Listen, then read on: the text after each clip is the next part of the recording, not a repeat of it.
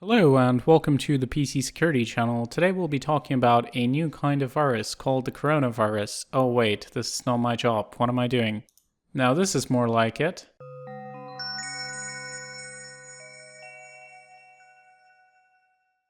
So as most of you are probably aware, the most important virus of today isn't the computer virus, but a new strain of coronavirus that's been causing havoc in China. We've got about 17,000 people infected already. And the death rate does seem fairly high so far. Different people have different opinions. Personally, I think it's important to keep in perspective that the city that was at the epicenter of this, Wuhan, had over 10 million people. But given the incubation period of 14 days, we still don't know the actual extent of the damage. I'm guessing they'll be more clear as the weeks pass. But that's not the focus of this video. We're going to be talking about phishing attacks that have been capitalizing on the public scare caused by coronavirus to steal login credentials. So there have been several emails like this that claim to be distributed by the CDC Health Network. I'm guessing that there are other emails like this that people are propagating, claiming to be employers, pretending to post advisories.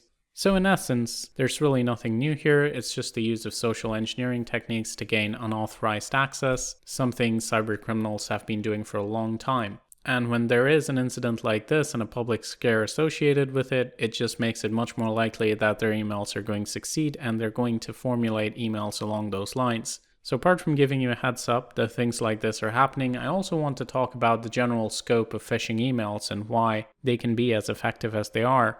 When I talk to a lot of people, they mention that they're smart users and that's why they're not as susceptible to malware. Maybe you are a smart user. Maybe you check all the emails. Maybe you make sure that they're coming from sources that you think are safe. Maybe you don't click on files that have double extensions. And I think there's a very good number of computer users that do that. However, there's one thing that people typically miss out, and that is, when are you actually going to do that? Yes, you may do that 90% of the time, but the 10% of the time that you don't do that is actually when people get infected. And when we're talking about the number of people using computers these days, that is a very large number. 17,000 people is a very small number compared to the amount of people in the world. And similarly, the number of people who get affected by malware phishing are a very small proportion of the people that use the internet. But because this is a prevalent threat that doesn't only occur at a specific point of time, everyone at some stage gets affected. So I'll give you an example. I mean, I'm a malware analyst, so you might think that I'm quite immune to such attacks, but that's not always the case. Yes, when I'm looking for phishing emails or I'm trying to look for attack vectors, I'm not going to fall for a phishing email. When I'm analyzing PE files, I will be able to discriminate between a malicious file and a safe file. But that is not how I use my computer every day. As a human being, I get stressed, I get worried. When I have to go through 100 emails, I don't always have the time to individually vet all the addresses when I'm quickly skimming through my email.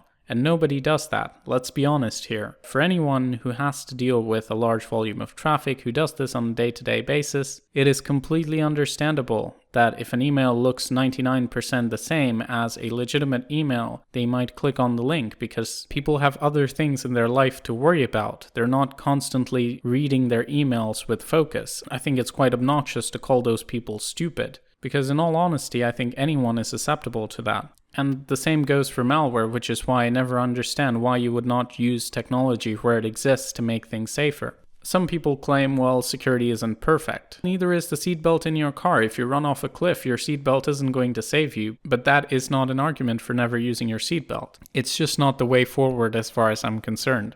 So I hope you found this video useful. Please like and share if you did. Thank you so much for watching. This is Leo from the PC Security channel, and as always, stay informed, stay secure.